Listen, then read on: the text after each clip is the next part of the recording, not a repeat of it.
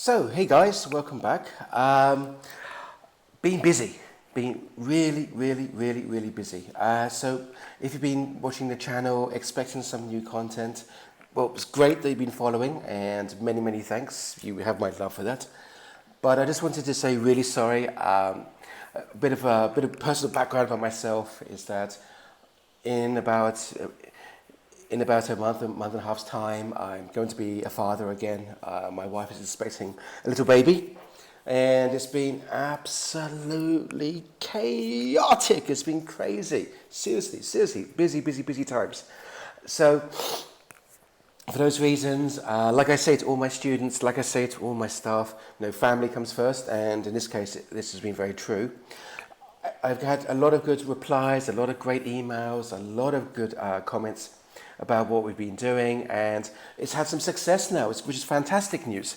We're getting emails about people who are following the show, adjusting their skills, and coming back with some scores, first-time scores of 6.5 and 7. So really good to hear this. It's been very encouraging for us. Many thanks for all those who have been getting in touch, and we look forward to seeing where things happen next.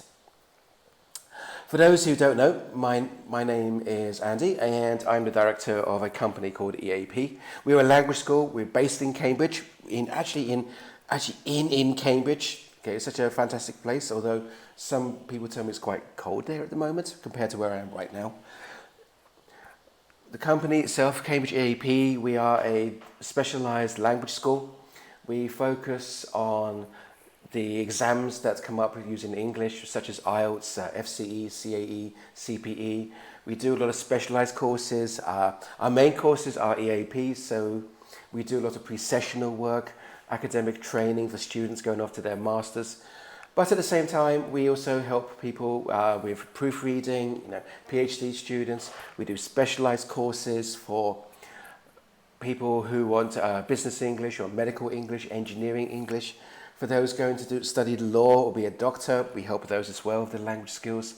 So we focus on these things. We don't really focus on the general ABC of English because, well, in Cambridge, if you know Cambridge, there are schools everywhere. You can just take a very Cambridge-style stone and throw it somewhere, and I guarantee you'll hit a school that does general English. But we focus on the specialised ones, specialised areas of English. So if you've got any questions, anything like that, just let us know. Get in touch. It's free to ask. We can give you advice. We'll tell you what we think, and then hopefully you can make a better decision. Okay. So we've been receiving a lot of likes, getting our subscriptions, getting more people following us. Okay. Well, just want to say thank you to all those who have followed us for a long time, and even those who are just starting maybe today or maybe after today. Again, really thanks for that. That's been good. When you finish watching the video, if you find it useful, if you think something's there that you just didn't know before, then give it a big thumbs up. We like the thumbs up. Thumbs up, guys. Show us your love. We've had a lot of people who've been helped by this, and as a result, it's just we've been blown away by the results so far. And all your love does is give us more power to do more things. So hit the subscribe, hit the like button, and we'll keep on doing what we do. Okay. So so far here in IELTS, we've actually covered writing task 1 skills. So writing task 1, we've looked at things like the introductions. These are for the bar charts and the line charts and the tables and all of those kind of things. We've shown you how to put an introduction together very quickly and very accurately.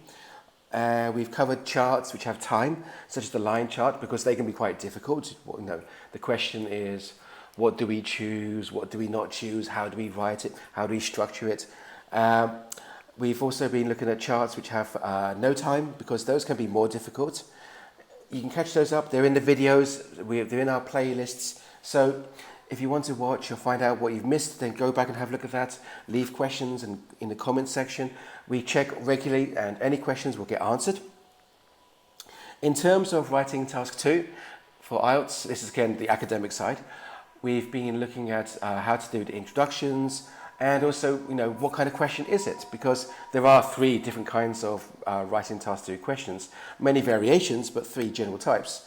And we spent time looking at the thesis question. The thesis question, which is examples such as the agree, disagree question. How to understand what the opinion is, how to agree with it, how to structure those introductions. Okay, so catch up on those videos. Lots of great stuff there. As I said before, more will be coming.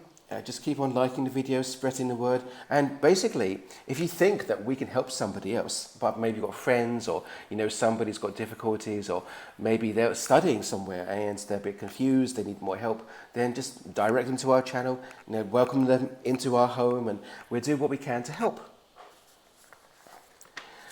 So today we are going to be looking at writing task 2. It's the pretty important part of the IELTS exam. Hopefully it's one which is going to get more than just the 40 minutes that they recommend for it. The idea, of course, is that you spend roughly 15 to 18 minutes on writing task 1, which sounds a bit strange, but you need to understand writing task 1.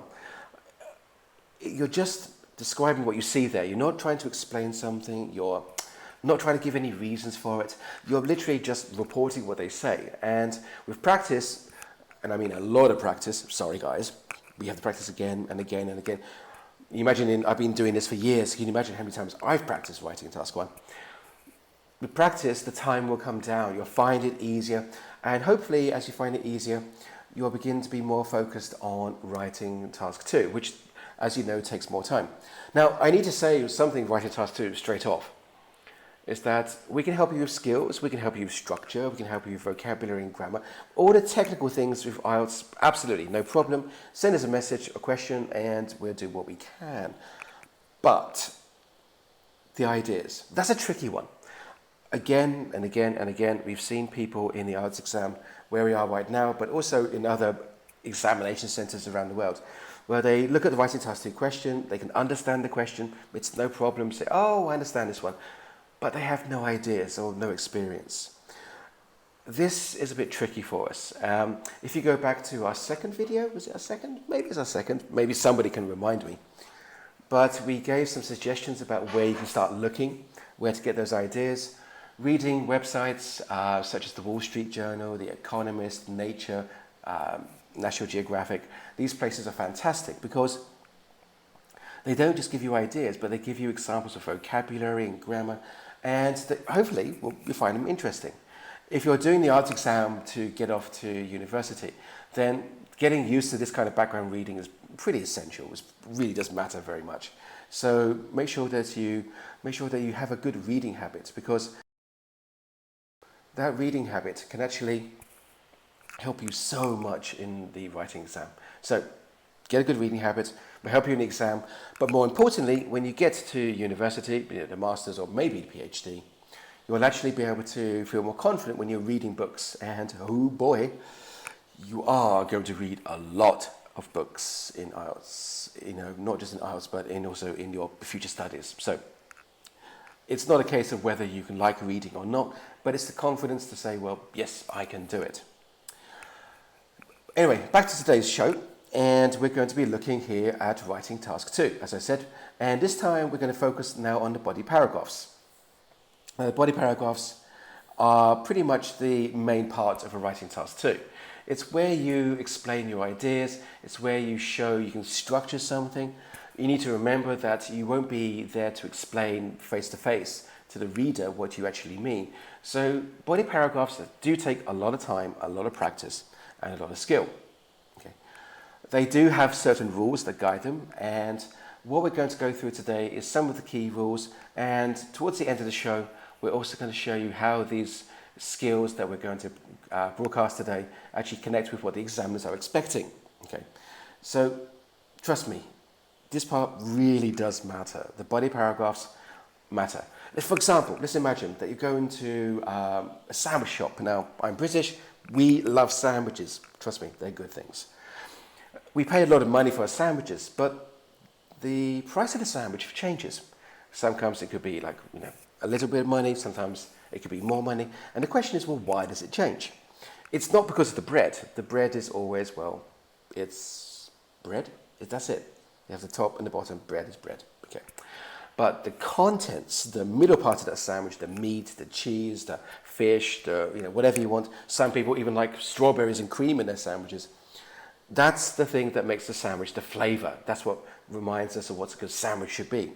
So body paragraphs matter a lot. Okay. So we're going to spend some time here, and trust me guys, this is important, it matters. Let's move on. Before we go on to the body paragraphs, we're going to have to look at the question. And look at the question, we'll go through an introduction, just very briefly, to review what we've done before in show number 4, I think, yeah, maybe. But the key point is that really should be a good, strong link between the question, the introduction, and then onto the body paragraphs. Now, this is the question that I showed you all, as I said, in show number 4. I think it's show number 4. My memory is so full of baby things at the moment, it's hard to remember clearly. But the question went like this, and it says, we're looking just here, and it says here that the working hours today are too long, very much too long. And people are not spending as much time as they should with their families or on leisure activities. What is your opinion on this? And just to review, this is actually an agree-disagree question. But we're not saying, well, no, exactly do you agree or disagree? But we have a language here like working hours today are too long, and people are not spending as much time as they should. So we have these markers, these examples of language, and they tell us that it's an agree-disagree. It's a thesis question. So in here, you're going to say, well, hopefully 2 things. The first thing is that, well, are working hours today too long? Are you working 12 hours a day, 6 days a week? I know that in some countries, such as Asia, this is quite normal. In the UK, it's a little bit scary. And the second part of the question, do you think that we are not spending as much time with family and friends and also leisure activities? Those things matter. Or maybe you're doing sports with the people you work with, who knows? But the key point is that the question has 2 parts. So we go from here on to our introduction, which I'll just show you now. It looks like this. And any good introduction, it doesn't matter what question type it is, could be the agree, disagree, the thesis, could be the argument, which is the 2-sided question, or the problem solution question, which we'll look at in a future show. Every good introduction has 3 parts. Okay. The first part, the second, and our third part. Okay. So the first part is the general response to the question. It shows the examiner that we understand. We should paraphrase what the question says. It's not a good idea to copy, although you can use the words, of course, but definitely don't try to copy the grammar structure. And it says here, to become more successful in today's societies, there is a need to work longer and harder than before. Okay, so it gets the reader thinking about, okay, this is work. Okay, this is working hard. Maybe the reader also works hard so they can understand it better. So, first part done. On to the second part. It says, as a result, other parts of people's lives have suffered unnecessarily, and we should place more attention on these instead. So, other parts. Well, other parts, it means, well, time with family, time with friends, time playing video games. Yay! If you play video games. Time with family, time with my lovely, crazy, wonderful son Nathan, or my wife. Okay, hi, miss you guys. So, these are the other parts. And we're showing that we recognize these other parts, but we're not copying exactly what the question said. And we put in our opinion, we should place more, and using a comparison as well, more attention on these instead. So the first 2 parts of our introduction, sentence 1, sentence 2, just to review, are from the question. It's not what we think. We have to show that we understand. And that's a very important key step in the exam, to show examiners, the readers, that you as the writer, you do understand. Okay, it's okay to write a great essay, but if it doesn't match what the question says, the examiner is going to be a bit worried. Now on to sentence number 3. Now sentence number 3 is very important, and it has a name. We call it the thesis statement. Now a thesis statement is not what the question says, it's about you. And it says essentially 2 things. The first one, as it says, is, well, your opinion. Do you agree? Do you disagree? And then also on to not just your opinion, I agree or disagree, but you have to say a little bit, just a little bit, very generally, about why. We need this inside the thesis statement because, as we're going to show, that this has a really strong link between the introduction and the body paragraphs that come later. Now, the IELTS writing task 2 is quite a simple version of this. But when you go off to university or you're doing any kind of proper professional writing in the future, the introduction needs to help the reader understand what's going to happen. It's like watching the trailer for a movie. Or even something as like opening the curtains and looking at the weather and going, rain again. Close the curtains, put on your jacket and put maybe your boots and umbrella. It gets you ready for what's happening. Now, what we're going to look at here is, just again review of the fourth video, was that it's the relationship between the two things. Okay, so in here we actually say two important points. Firstly, we say that this is a valid point, and this should connect with the question. This is saying basically I agree, but you don't have to say so clearly I agree. So this is my opinion, so I write my opinion here. Now everybody's quite good at writing the opinions, and I know I've seen students in my class write very good opinions. But what they tend to find more difficult is the next part, the why. It says for a few points, for a more satisfactory life, we need to address these imbalances and reconsider what's most important. So, two things here. Number one, we need to address these imbalances. And number two, we need to reconsider what's important. Now that matters because these are the 2 points that we're going to mention into the body paragraph. So that will be probably the details of the first body paragraph, and this one should be body paragraph 2. Okay. So if we look at a very colourful version of that introduction, we have our three parts. So just label them up. So part 1, part 2, part 3. The first 2 sentences are from the question. The next part is, okay, so the third sentence is your thesis statement. Just to say TS means thesis statement. And so there we have your opinion in the first part of our thesis statement. And we have reason number 1 and reason number 2. Okay, as we said here, so we put reason number 1 and reason number 2. Okay, so we said that. Now when we go on to the body paragraphs, and this is where we're going to spend our time today. Let's move up a bit, okay. We can see that reason number 1 is explained in much more detail inside the first sentence. Sentence 1, S1. And reason number 2 will be in the second body paragraph. Now, this first sentence has a name, okay? And as we're going to mention it, you can hear me say it many times today, and I'm so sorry. Hopefully you won't find it too boring. But it's called the topic sentence. Topic sentences matter. Examiners know what a topic sentence should be, they know what it shouldn't be, and they need to know that you can do this. Okay. If we look a bit further at the whole plan, the zoomer, we see that, again, this second reason is put into the second sentence of body paragraph 2, and again, it has the name topic sentence. Now, if you get it right, and with practice you will, I promise, our structure should look something like this, because we've written our body paragraphs, paragraph 1, paragraph 2, and we're on to the final part of our essay, which is at the bottom, and we know this to be the conclusion. And the conclusion has some very familiar colours. It has, again, reason number 1, reason number 2, and then lastly, your opinion. Now, to get all of this right, we need to know what the body paragraph is going to be. It should just be talking about one thing. Okay. So examiners will be, once they've read your introduction, which should be fine, they go onto your body paragraphs 1 and 2. They look to your topic sentences, just here and just here. They're going to go down to your conclusion and make sure that the same things come up again. And you notice that we have the same colours. We don't have any new colours here. And that matters very, very much, because we shouldn't put anything new into that conclusion.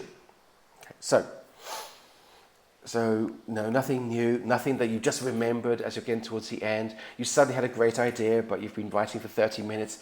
It's too late. I'm sorry. We don't need to say, we're writing task 2. We don't want amazing ideas. Of course, we would like them, but we just want a good quality idea. It could be something very simple or very straightforward, but it's a communications test.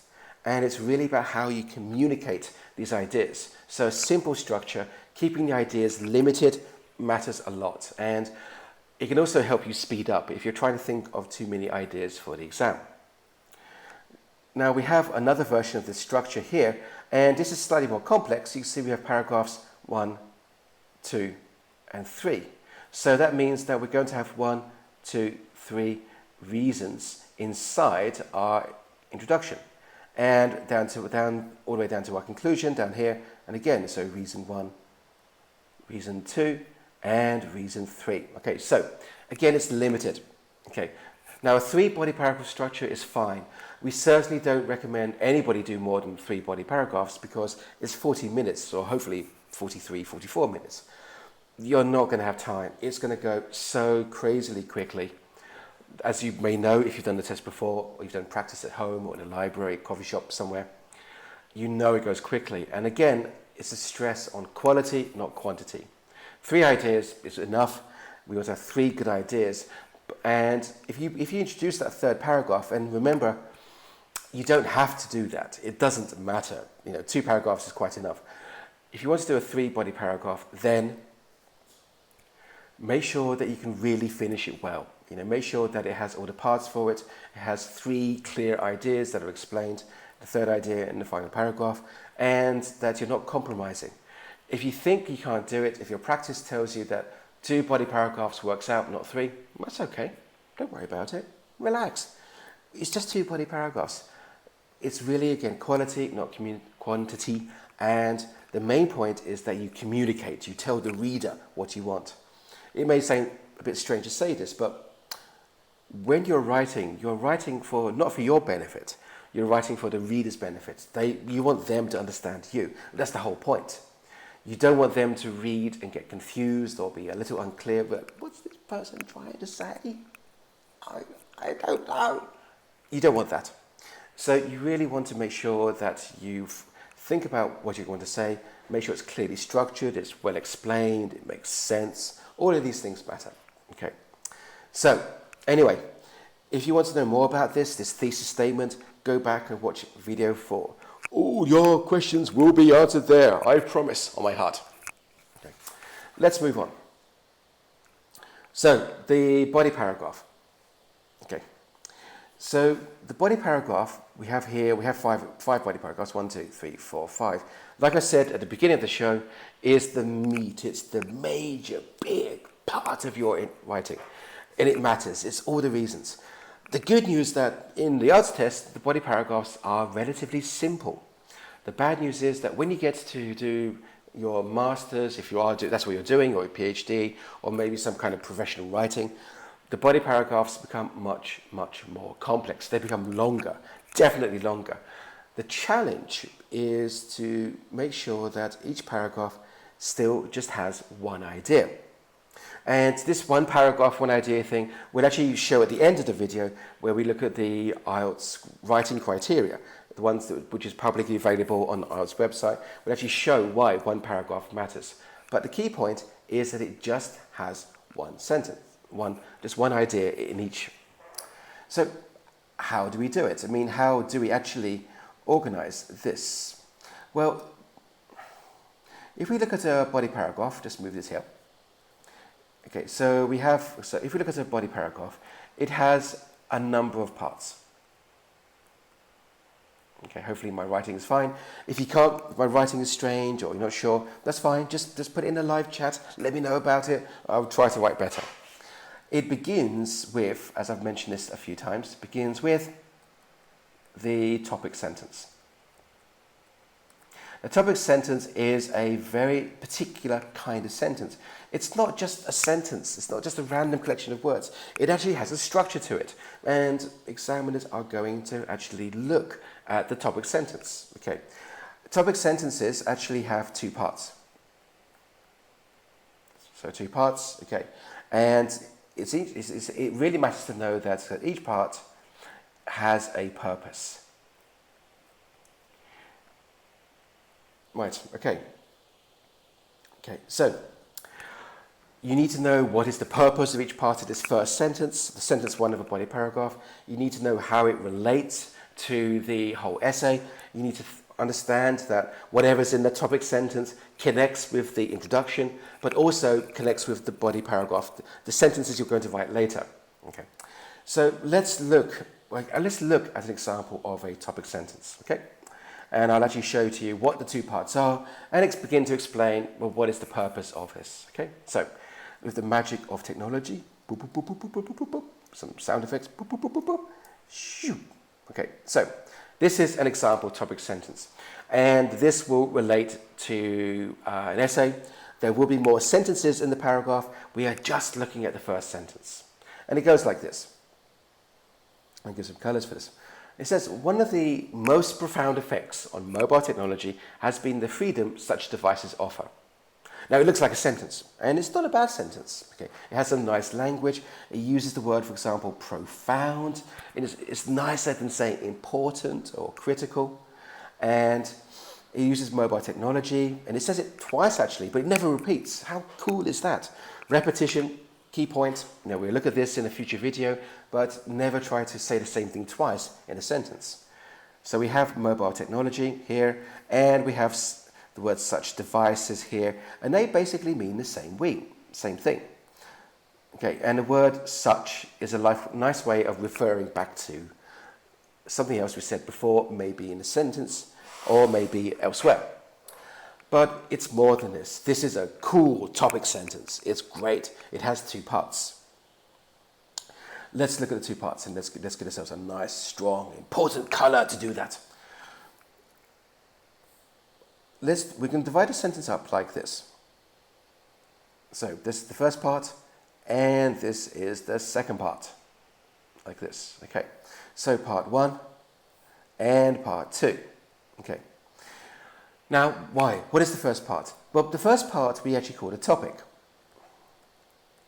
and the second part is called the controlling idea. Again, you're going to hear me say this quite a lot, so hopefully you don't get bored about it. Okay. Now, what do? The topic actually connects with the essay. So it's from the essay. And it's from the essay, it usually links with the introduction. Links with the general topic. So one which you spent so much time carefully writing in the introduction. So you have to get this right. This is quite important. Okay. So after we've written the topic, we go on to what's called the controlling idea. Now, the controlling idea is literally, as it sounds, it controls something. It makes sure that things happen the way they should happen. And the controlling idea, as we see here, and the key point here is the freedom. This matters, put exclamation mark, an arrow, bing, bing, bing, bing, bing, be careful, look at this. This part matters. So the controlling idea is what's going to be explained, in the body paragraph. So this is effectively the body paragraph idea. And from the reader's point of view, it means that everything that we see inside that body paragraph is going to be about freedom and nothing else at all. Don't talk about freedom. Don't talk about, how versatile it is, how much technology is available to it. Don't talk about how many cool colors or how we can play Clash Royale, which is apparently a game, so I've heard, or Facebook. And none of this matters. It's about freedom and only freedom. Okay, freedom here would be, for example, the idea that we can take these devices anywhere at any time. This one here, for example, it can go in our back pocket. We have the freedom to lose it many times if you're an old person like me. But it's only about the freedom. Okay, so let's put a dividing line in here to make it very clear. Okay, so there are two parts. The first part is fairly general. The second part is much more detailed. And when you're writing this is the first reason. So if you remember, we mentioned that in our thesis statement and our introduction, we have reason 1 and reason 2. Well, this is going to be reason 1. reason one. Okay, there you go. A lovely green color because it's now January and spring is coming and birds and butterflies and many, many cool things. We just want the freedom. That's it. If you may have other ideas, okay, that's great. Put them into other paragraphs, not this one. We are just talking about freedom. Okay, the fact that many years ago, maybe some of you remember, maybe you don't, if people had to wait at home to make a phone call. So a cable that connected to some socket in the wall, or maybe we had to walk around, had to make a quick phone call. We had to go to a telephone box. We had to make sure that we had our card and we had credit on our card so we can use the telephone box. Well, that wasn't really freedom. Now, freedom means that we can go to places, we can go anywhere, we can go up a mountain, we can be on a boat, we can be in a car, we can be in a movie theater. Turn off your telephones. Or we can be somewhere else, but we can be anywhere and still stay in touch. And that matters, not just for convenience, but also for the fact that we can stay safe. I'm a father, and my son one day will want a mobile phone, for which he hopefully doesn't play too many games, Nathan.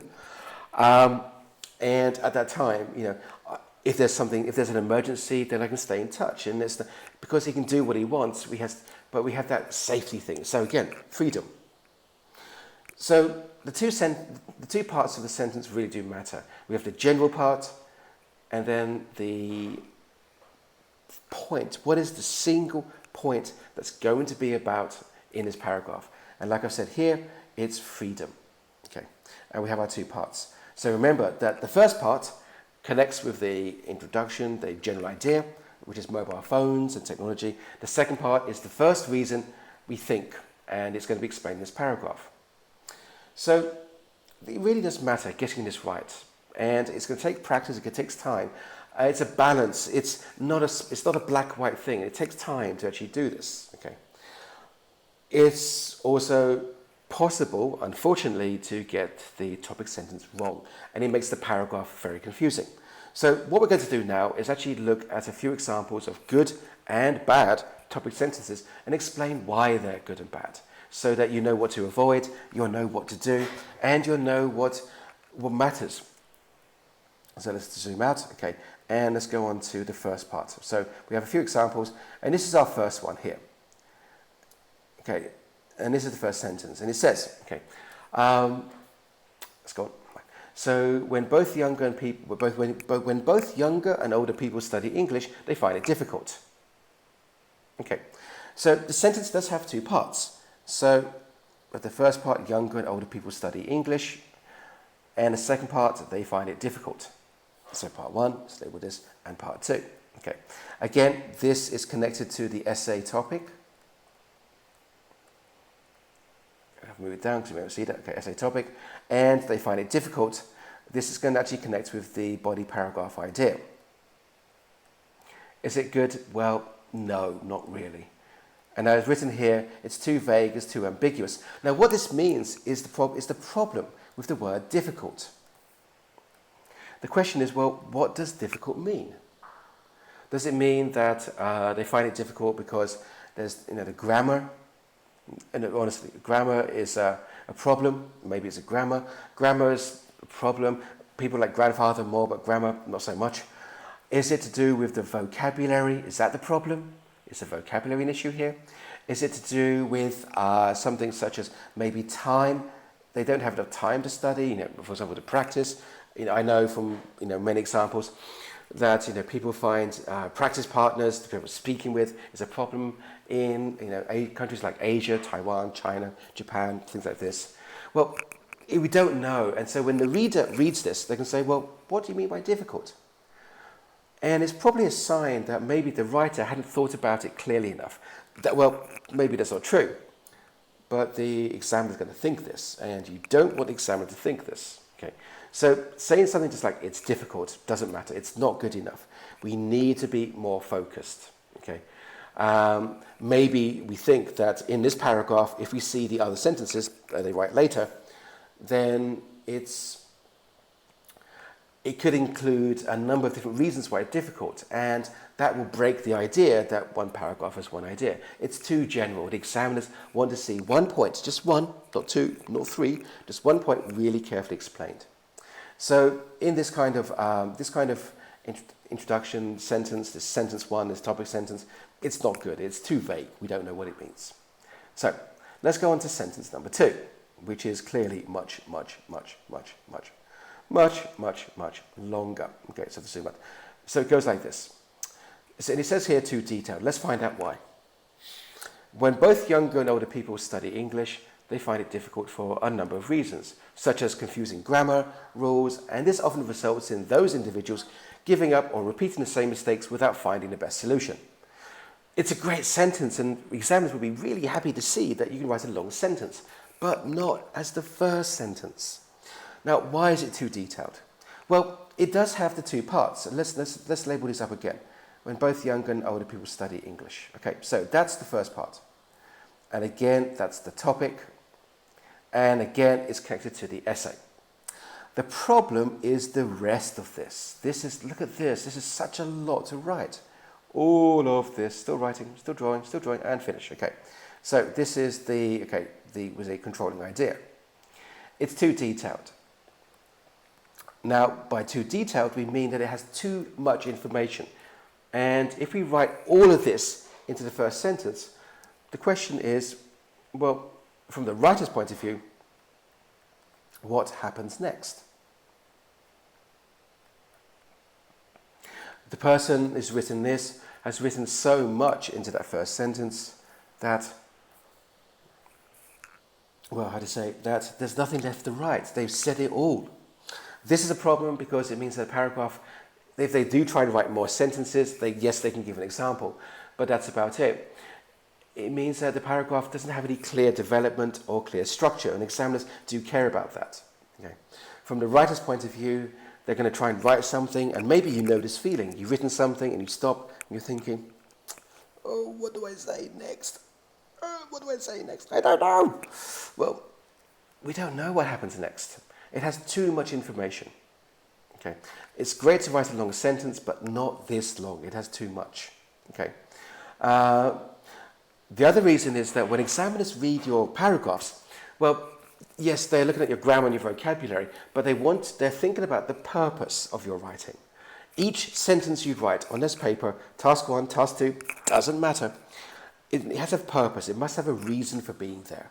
Now, maybe the purpose is to introduce a point. Maybe the purpose is to give an example. Maybe the purpose is to give a reason. Maybe the purpose is to give another point of view.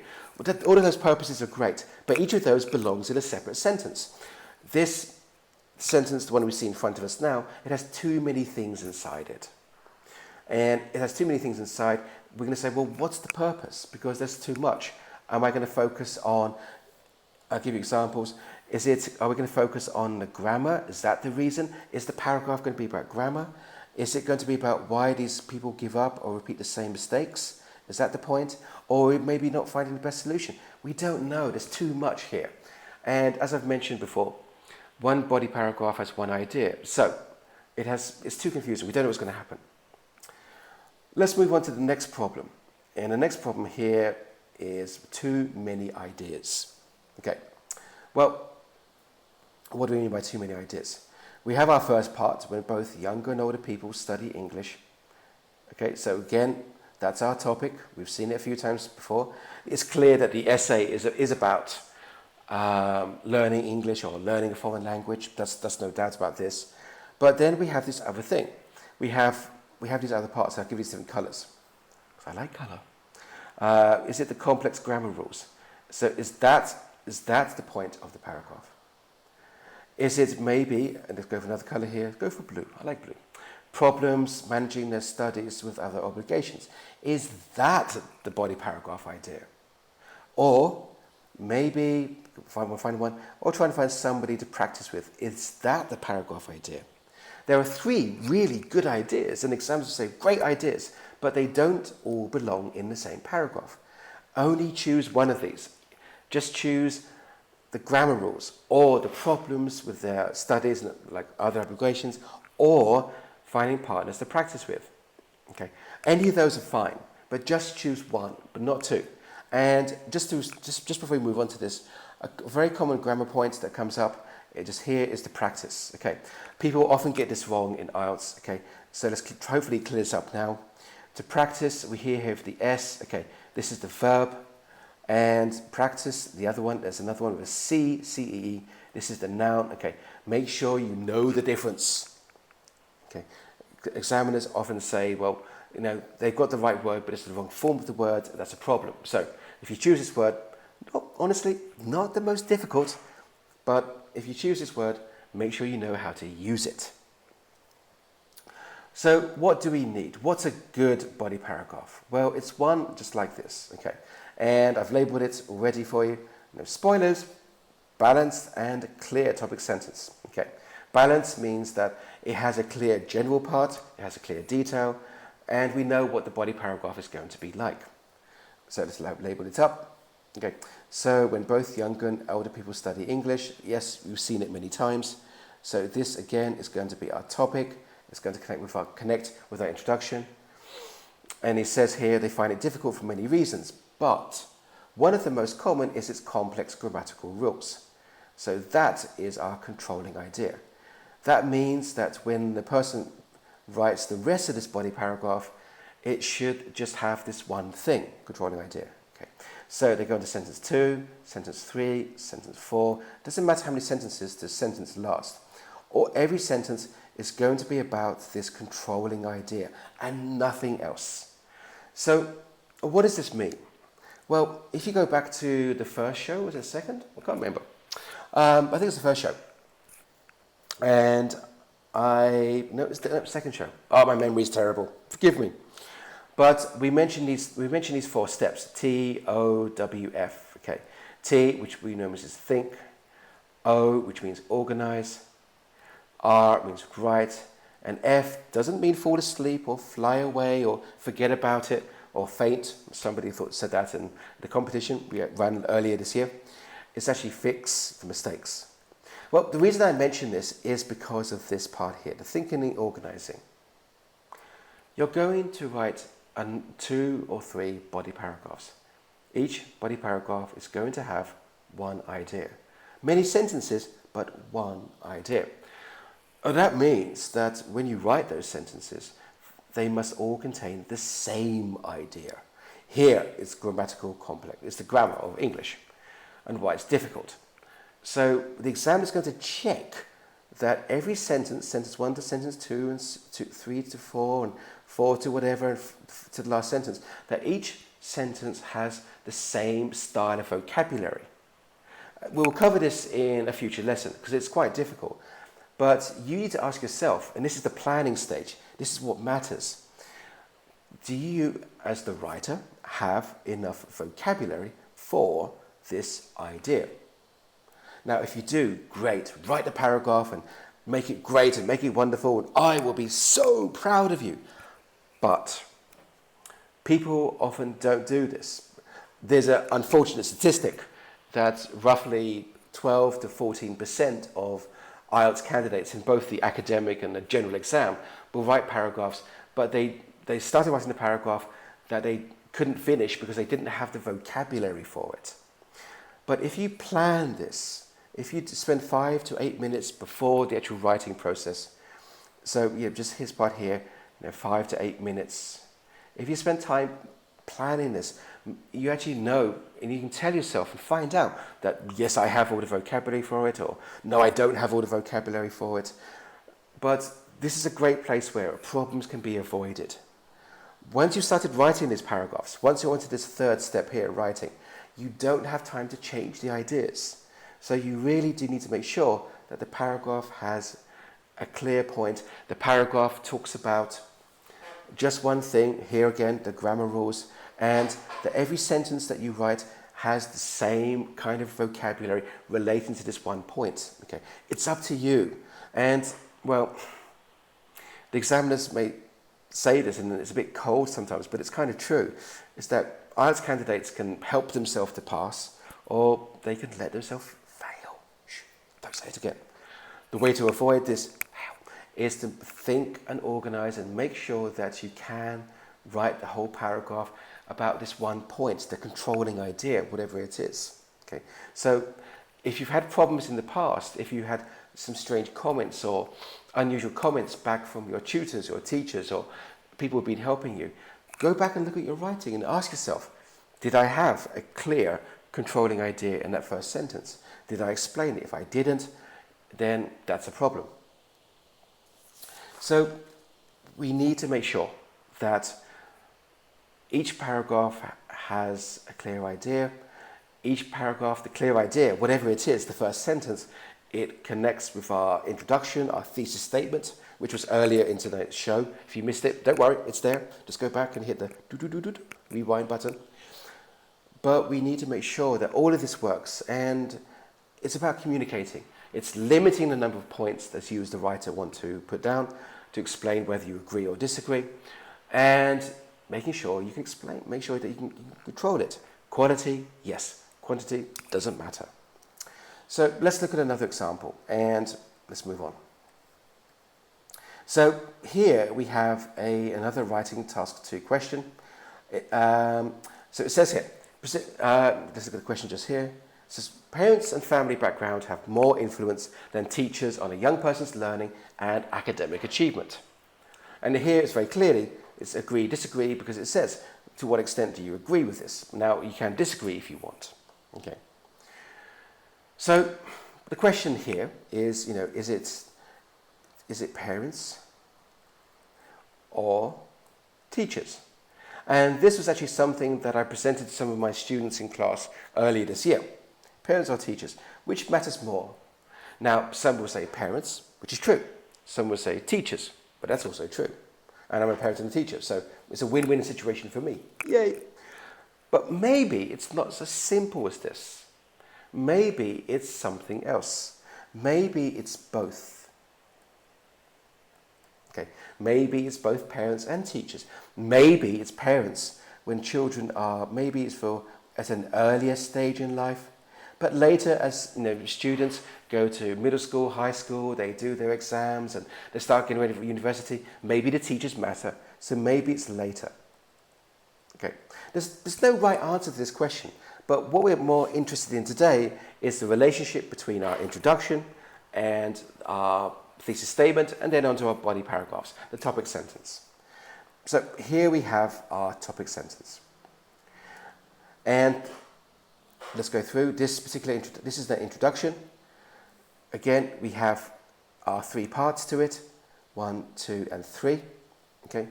And it says, a child's time in education is one of the most important periods in their development, as it would ultimately shape them for the remainder of their life. And that's about the topic, just why is education important? Okay, and it comes from the question, it's not what I think, we're just paraphrasing. Next sentence, so number 1 done, on to number 2. However, it is uncertain to whether teachers have more influence on their students rather than their parents. So that's us rephrasing the topic, the issue that the question presents. And again, we're rephrasing. So sentence 1 from the question, sentence 2 from the question. Sentence 3 is our thesis statement. It's what I think. And it's what I'm going to explain inside the essay. And it has 2 parts. Firstly, what I think, and most importantly, why I think this. And it goes like this. Although teachers can shape and support a person's learning, I believe it is the contribution by parents that has a more notable long-term impression. So I've said a few things here. The first thing I've said, I'll highlight it, is teachers can shape and support a person's learning. I've said it in the thesis statement. That means that it has to be a body paragraph idea. And the reader, in this case the examiner, is expecting to see that in a paragraph later. You can't escape it. But that's a good thing, because it means that you as the writer, you thought about it before you did your body paragraphs. Unfortunately, in the exam, quite a large number of students, they panic in exam, their time management, not great perhaps. And so there's not a very good relationship between the thesis statement in our introduction and the body paragraphs later. I've said more, however. So let's go on. As I believe, which is mean I think, I agree. I don't say I agree or disagree, I believe. I believe, okay, it is the contribution by parents that has a more notable long-term impression. So I said a few things here. I said that it's by parents and also long-term impression. So it has the idea of time. Because I think that both teachers and parents do matter, but maybe at different stages of life. Okay. What the examiner is going to see is this. He or she is going to expect that this should be a body paragraph idea. So write this body paragraph idea because it's in our thesis statement. And he or she is going to expect this as well. Contribution by parents is more notable. Why not more notable? And again, this is going to be a body paragraph idea. So perhaps in this essay, we're going to see just 2 body paragraphs. It doesn't matter, but the key point is that it's introduced very generally into our thesis statement and then explained in much more detail inside the body paragraphs. So, well, let's look at one of those body paragraphs. Okay. So, now, this is an example of a topic sentence. Okay, and just move it up a bit so you can see the connection between the two. Make it a bit smaller. Okay, good.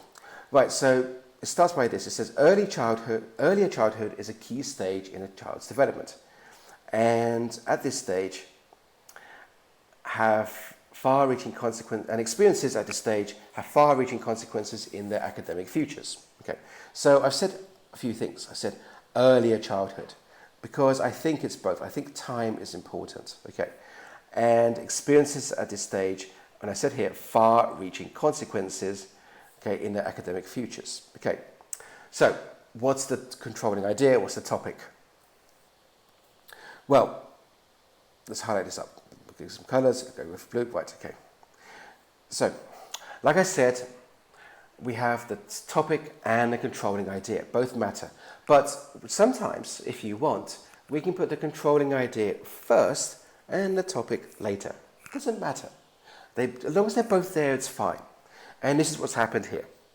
So, the first part, early childhood is a key stage in a child's development and experiences, okay, at this stage, okay. So that's our controlling idea, the early childhood. What is the point about early childhood? Controlling idea. Okay. And the academic futures, this one here, this is the topic. Because the whole essay is about, okay, is about education success. Which matters more? Is it parents or teachers? And early childhood is a key stage, because it's often, normally, the parents that have major influence here. So we know now that in this particular essay, let's move up a bit, we don't need to see the introduction anymore. We now know that this whole paragraph is going to be about early childhood and why it's a key stage. So now we're thinking, so early childhood. Okay, early childhood, I understand this. And a key stage. And the body paragraph, whatever we say in our sentence 2, 3, 4, all the way through to our last sentence, to put last here, all the way through to that, everything is going to be about early childhood and the key stage. That's it. Nothing else will ever come into that paragraph. It shouldn't do this. Okay, so make sure that you're clear about what is the paragraph going to be, and make sure that it's connected to the thesis statement. Okay. So that's an example. There's a few examples here. What's a good topic sentence? What's a bad topic sentence? But I need to show you, well, what happens when we get it wrong? And it does happen too often, mainly because of lack of understanding. Sometimes exam pressure also causes a bad problem. Okay, so let's go back. And we're going to actually look right now at 2 body paragraphs. Okay, so this is the first one. Okay, we're going to go through it and we're going to make a decision about, is it a good body paragraph? Is it a bad body paragraph? And the reason comes back to our topic sentence. We have no introduction here, so the topic we're not going to worry about too much. But the question is, well, you can see that it has 4 parts. It has the idea, it has an explanation for the idea, it has support for the idea, and then we restate the main thing. It has 4 parts. It doesn't necessarily mean 4 sentences. Okay, if you write long sentences, okay, maybe. But it could be just 4 parts. Maybe there are a number of sentences here. Okay. The supporting information is actually quite important. So when we support something, supporting could be a number of different shapes. So when we support an idea, it could be an example, it could be a reason, okay? It could be statistics, numbers and dates and things like this. It could be, we call it a quotation. Somebody said something, hopefully somebody important. Okay. Oh, it could be even a scenario. And a scenario is, okay, let's write it here. A scenario is the if a structure like if something, then something. That's a scenario, okay? But it all comes under supporting information, okay? And it's in a body paragraph. It's actually good to explain and support our ideas using not just examples, but do other things. Examples, unfortunately, are used far too often in arts. Okay, so good paragraph, bad paragraph, well, let's find out. Okay, let's have a look at the first sentence and let's identify the first part.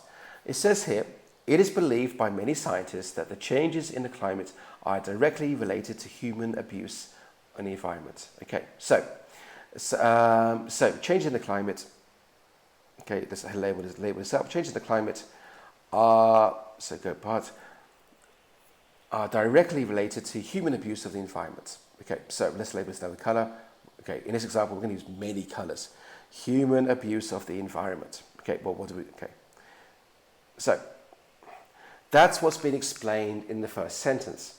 Let's go on to the second sentence. When they say, they argue, and they meaning the scientists, they argue that our overuse of the Earth's resources means that in the future we will face many problems maintaining a comfortable lifestyle. So, we have this overuse of the Earth's resources, and the same color means it's the same thing. And this is what I'm talking here about, making sure that when you explain a paragraph, you have all the vocabulary and the many, many different ways to actually write about it. Move it over a bit, sorry. Right, let's go on. Let's go to the sentence again. Means that in the future, we will face many problems maintaining a comfortable lifestyle. In the future, many problems with lifestyle. Well, that's it. That's something that wasn't explained in the first sentence.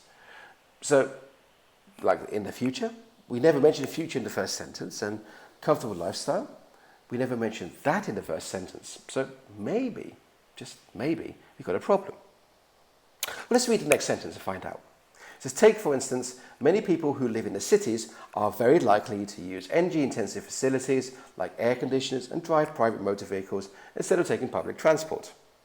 So we have things like, so air conditioners and drive private motor vehicles. So that's the comfortable lifestyle. These are examples of lifestyle. Air conditioning, and if you're in a hot country, you know how fantastic that is. And drive private motor vehicles, always very popular because too many people's in the bus or the bus doesn't come at the right time. So these are lifestyle things. It does mention energy-intensive facilities. Now, let's put a dot here. Make it a bit clearer to see. I'm going to dot this, energy-intensive, because it doesn't really, from the examiner's point of view, connect with overuse, the idea of using energy too much. You know, so we know that these things, the air conditioning, the cars, use a lot of energy. But is it overusing? It doesn't say. So that's why it's a dotted line. It doesn't really connect. It's kind of a weak connection. But the problem in this particular sentence is this. Instead of taking public transport. Well, yeah, true. But it was never said in the first sentence. It was never said in the second, the explaining sentence. So it's a new color, it's a new idea. And suddenly we realize that this paragraph has major problems. The vocabulary is great, the grammar is great, you know, it all works very nicely. It's very technical, which is good. But the problem is that it's not, and you're going to hear me say it's not coherent, because it doesn't connect with the first sentence. That topic sentence matters. It's your guiding light. Imagine that you're walking around in a big field and it's dark, it's nighttime, you've got a torch. You follow where the torch is pointing. You don't go anywhere else. You get lost. So you follow this torch and you'll get home safely. This paragraph doesn't do this. But let's find out. Let's finish the paragraph, see what happens. It says, from the point of view of many people, keeping cars out of cities would make them a better place to live in. Well, keeping cars out of cities is pretty similar to taking public transport. So we don't have cars, we have buses and trains and the metro and the underground, the subway. Depends where you live. Okay. And there's the last thing here.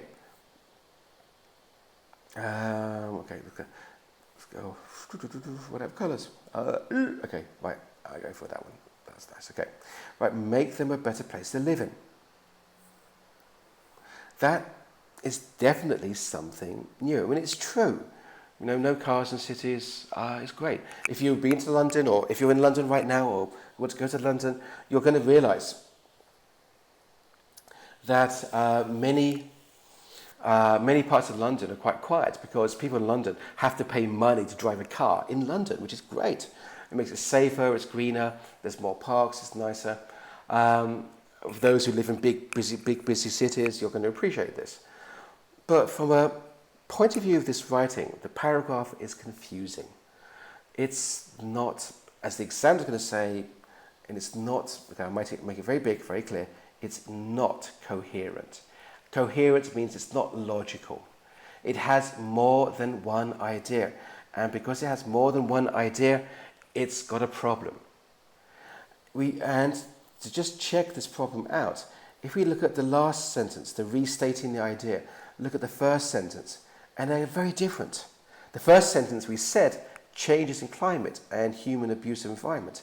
The last one talks about keeping cars out of cities and making cities a better place to live in. There's no connection between the two. A good writing, lovely vocabulary, lovely grammar, but it's a problem. So in your practice time, and I know that you guys practice a lot, and I'm really very proud of you for doing this, you need to remember it's not just vocabulary and grammar that helps. A good, simple, clear idea makes the world of difference. The 5 or 6 that you may be getting becomes a 7 or above because you understand this concept. Okay. The concept is something like this, and let me show you to you. We have sentence 1, which we know is our topic sentence. Let's write this in, topic sentence. And we have sentence 2, sentence 3, and it's an example, just an example here, sentence 4. We want to know that sentence 1 goes to sentence 2. Sentence 2 should link to sentence 3. Sentence 3 should link to sentence 4. And in this example here, it kind of does. But sentence 4 should connect with sentence 2. Sentence 3 should connect with sentence 1. Sentence 4 should be a sentence 1. Basically, every sentence you write should connect with every other sentence. The idea should be coherent. Now, if you want to see examples of this, I'll show you one in a moment. But if you have any of these IELTS Cambridge books, and I'm sure some of you downloaded them illegally, maybe, don't tell anybody, or you bought them, well done, I'm proud of you buying them, but they're kind of expensive. But if you have these books, if in the reading part of the test, you'll see the same thing. It's called the headings question, where you read a paragraph and you have to choose from a list of headings, is that a good heading or not such a good heading? Which one matches the paragraph idea? Basically, that test, that part, is checking to make sure that you can understand that the paragraph has one idea. So have a look at these paragraphs. Once you've got the right answer, once you know what the paragraph is, go look at every sentence in the paragraph and find out what connects all those sentences together. There must be something, there has to be something. But what is it? That's your test to find out. And we find that people who find this heading question very difficult in the reading test are also going to find it very difficult to write. There's a relationship, there's a connection between the two. So this matters, and this can help with the reading as well, the coherency, understanding what is the main idea. And it's by finding the topic sentence. understanding what the controlling idea is. Okay, so we've had a bad example. I think you guys, having sitting there ever so patiently through all my waffling and blah, blah, blah, blah, blah, you guys deserve to see a good body paragraph. So let's look at one. It's over here. Oh, no, it's over here. Oh, it's over there somewhere. Here it comes. Right. So the same paragraph. Well, kind of. We have the same topic sentence just here. It is believed by many scientists that the changes in the climate are directly related to humans' abuse of the environment. We've seen it before. Okay, it's the same as the other example. Okay, and let's mark it up, make it very clear again. We have so we have our changes in the climate is our key point, and we've said it's related to humans' abuse of the environment. Okay, so the same as before, and even the same colours, I hope. Let's go on to the other parts, and you'll see, like with the other example paragraph, we have 1, 2, 3, 4 parts, the four sentences. And again, I have to stress, the 4 parts matter, but it's only parts, it's not sentences. You could write 5 or 6 or 7 sentences, doesn't matter. It must still have this coherency, this controlling idea that comes through everything. Let's read this one and find out. They argue that our overuse of the Earth's resources, coupled with increased levels of pollution, have altered the weather patterns in many areas of the world. For instance, some African regions are no longer receiving their life-giving monsoons, while others are increasingly devastated by storms. From the point of view of many authorities, the causes and effects can be very clearly defined, and humans are the culprits. Well, this is a great paragraph. Again, it's not about vocabulary or the grammar, although it matters. It's about the single idea being expressed again and again, and that's because the writer knows what the paragraph is going to do. The writer understands what's the purpose of the paragraph. They know what the controlling idea is. Okay, so let's show it up. Let's go through. They argue that our overuse of the Earth's resources, so overuse of the Earth's resources, okay, coupled with means along with, and also increased levels of pollution, there you go here, have altered the weather patterns in many areas of the world. So, altered the weather patterns in many areas of the world. Okay, so this is the same. We've said it before, but here we've been very general, and this has been detailed. We're adding detail to this, and that's what explanations should do. For instance, some African regions no longer receiving their life-giving monsoons, while others are increasingly devastated by storms. So we have the word of altered and weather. So no longer receiving their life-giving monsoons. So that comes up. Others are increasingly devastated by storms. That also comes up as well.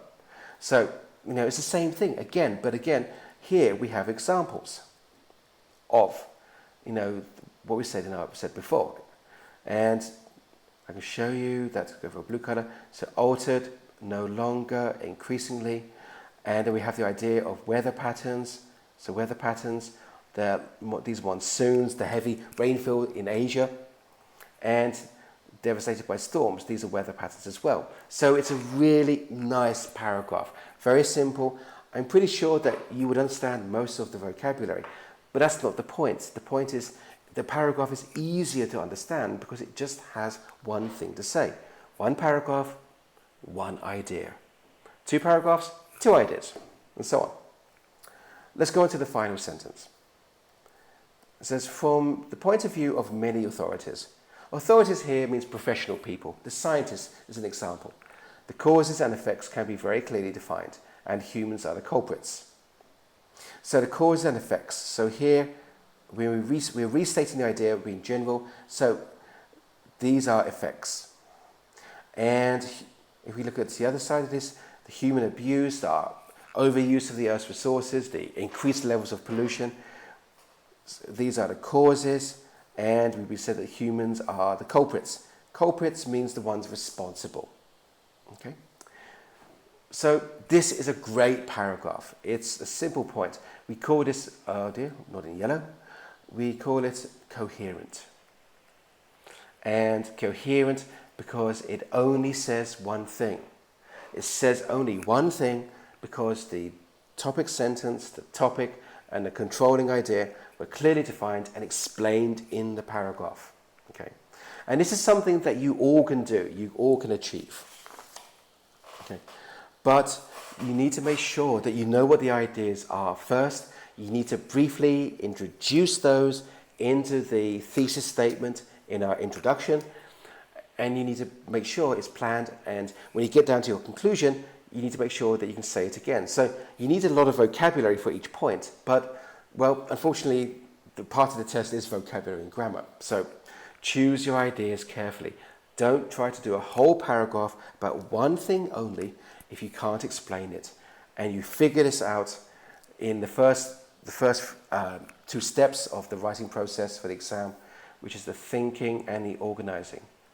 So these two parts here, coherency, it comes from here, the thinking and the organizing. Okay, so, topic sentences are important. The body paragraph matters. It's where you can get the majority of your score. So when you're practicing your writing, along with your speaking and listening and reading, you need to make sure that you practice this as well. And like I said before, look at the Cambridge reading books, the ones that are published here in Cambridge with us. Look at the heading question. Look at the heading and the body paragraphs. Make sure that make sure you choose the right heading for the right paragraph, and then ask yourself the question: why is this the right paragraph? Why is this the right heading? Look at each sentence of that paragraph. Find the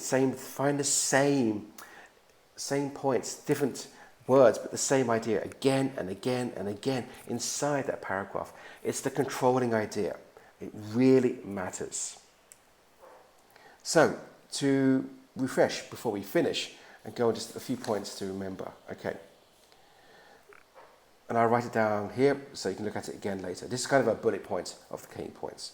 So, remember, please remember and practice. Please practice this one. Okay. So, the body paragraphs, 2 or 3, doesn't matter. Okay. They need to have each has a clear central idea. And I'm going to show this to you in a minute when we look at the examiner's marking, what the examiners use when they're marking. Okay. You need to make sure that your writing, it's not just complex grammar or complex grammar. It's not just vocabulary. If you practice hard, even a relatively limited amount of vocabulary that you may have could actually give you a great score if you learn how to use it, how to present it. Okay. Make sure that the reader here, unfortunately the examiner, understands, oh dear, I missed out a word. My brain is working so fast, I'm forgetting words.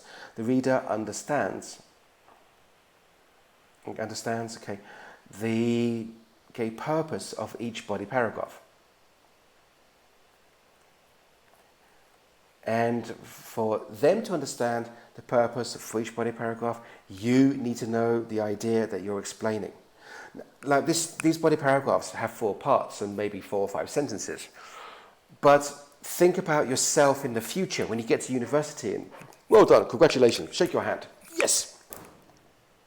Those body paragraphs are going to be much, much, much longer. And because they're much longer, you need to plan them more carefully. Make sure that if you're writing the paragraph, you as the writer understand what the purpose is. Don't just write for fun. Just make sure, don't just write to fill the space. The people reading are experts and professionals with many years' experience. So they're going to identify the main points. So your job as a writer is to show them that you understand. So make sure that you do understand. So before we finish this, hopefully it's been useful for you and you're still awake. I know it's a bit late here, maybe earlier some places. We can watch it again later. I want to just show you what the examiners look at. So this is the IELTS writing writing task 2, band descriptors. It's for the academic module, and it's focused, just on writing task 2. On here, we can see that we have band 9 at the top and band 6 down here. Okay, but with many of our students and many of our classes, we aim to get them better than a 6. A 7 would be nice. So let's look at what a 7 says. Okay, we have our 4 parts: our task achievement, our coherence and cohesion, our lexical resources, that's vocabulary for normal people, and our grammar, range and accuracy. Okay, and if you look at the bottom of one of the writing answer papers, you'll see the same things: so TA, CC, LR, GRA. Okay, so now you know that's what you get a score for. We're focused on coherence, this part here, and we've mentioned coherency a few times, and it comes from the topic sentence and a clear controlling idea. So let's zoom in, let's have a look at it. I've highlighted just here. So this is this is our CC, this is our coherence and cohesion. And it says a few things, 3 very important points. Logically organizes information and ideas. There is a clear progression throughout, which means it's logical, it's organized. It's not just somebody writing and panicking because their time management is not great. So think and organize before you start writing. Okay, think about what you're going to say, think about how you're going to say it, think about what examples you're going to use. Okay. Next point, done. Uses a range of cohesive devices appropriately, although there may be some overuse. Cohesive devices, okay, words like and, but, so, because, although, not only, but also, despite, while, when. We will definitely, this is a key point we're going to look at in a future presentation as well. But don't just use and, but, so, because all the time. Examiners see it so many times. And perhaps a scary point, for those who get the band 9s, which you can have a look later if you want, these people hardly ever say and, but, so, because they use many other more appropriate ways of doing this. But what I want to look at right here is this one. This is the key one here. Grade 7 says presents a clear central topic within each paragraph. And that's what I'm trying to say to you. One paragraph, it has one idea. 2 ideas, 2 paragraphs. 3 ideas, 3 paragraphs. Please understand this. So if you see the agree, disagree style question, if you see that thesis style question, make sure you know what the idea is in each paragraph. Make sure you have thought about it. You've generally introduced it in your thesis statement, in your introduction. And then in each of the topic sentences, remember each paragraph has one topic sentence, has a topic and a controlling idea. Make sure that everything you write inside each paragraph connects only with that controlling idea. And that's a clear central topic. Okay? It may be a lot to handle. Don't worry about it. Writing task 2 is something that you deserve to spend time practicing. Get it right. Look at other examples, or look at the magazines. Go back and look at video number 2. I remember now, about other sources like The Economist and the Register. I'm trying to think of other ones. Okay, like Reuters is good.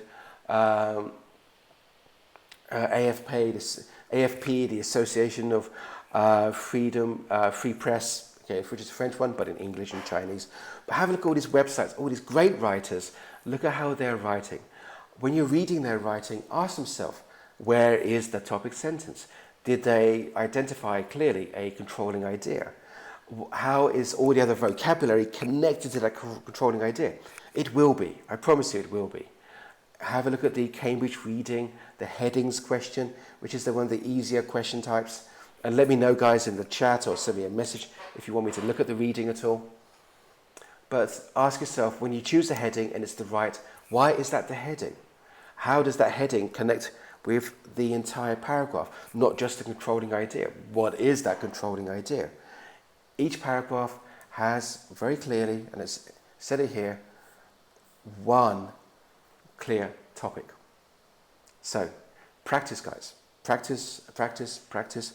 Everybody gets it. Some it's easier, some it's more difficult, but it doesn't matter. The key point is that you practice and you will get it right. If you have any questions, ask. Okay. This is the part of the show where, guys, I will leave the stream running for a few minutes.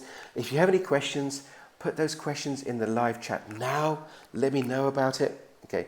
And I'll answer your questions, okay? So it's your time. You have here this teacher. You have advice and expertise from Cambridge. Ask a question now. Quick, type it. Type something. I'm not going to check your grammar, but yeah, now's a good time. Happy to answer. Happy to help.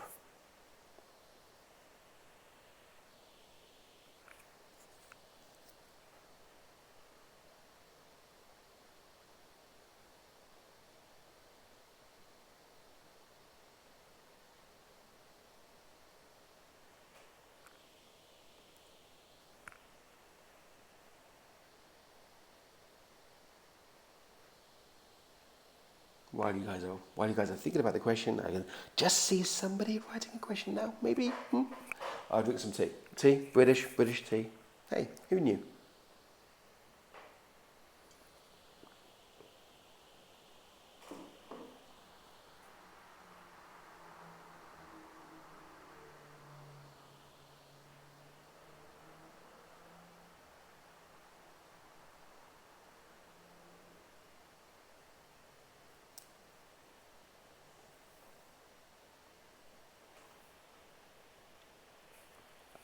Right, guys, so I can see you're thinking there. That's fine. That's okay. Listen, if you do have any questions, get in touch. That's our email. That's our website. We have a phone number. You can phone us if you want, if you really want to. You've got a QR code. That's kind of a high-tech thing for young people who don't understand. You can find us on Facebook. You can find us on Twitter.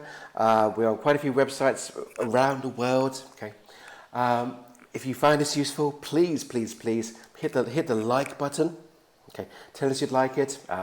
If you've just tuned in for the first time or you're not sure, subscribe. Subscribe is fantastic because it means that every week, apart from recently, every week where we do this, and we'll do it every week in the future, as soon as we start broadcasting, there'll be 1 or 2 minutes for you to get yourselves ready, sit down with a cup of tea, coffee, some food, something like this, and then you'll get an email saying that, Cambridge AP, we are subscribing. Da, da, da.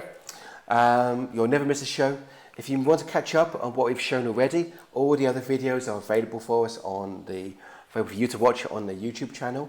But don't be frightened of asking questions. That's the most important thing. Okay, we want to get you past this test.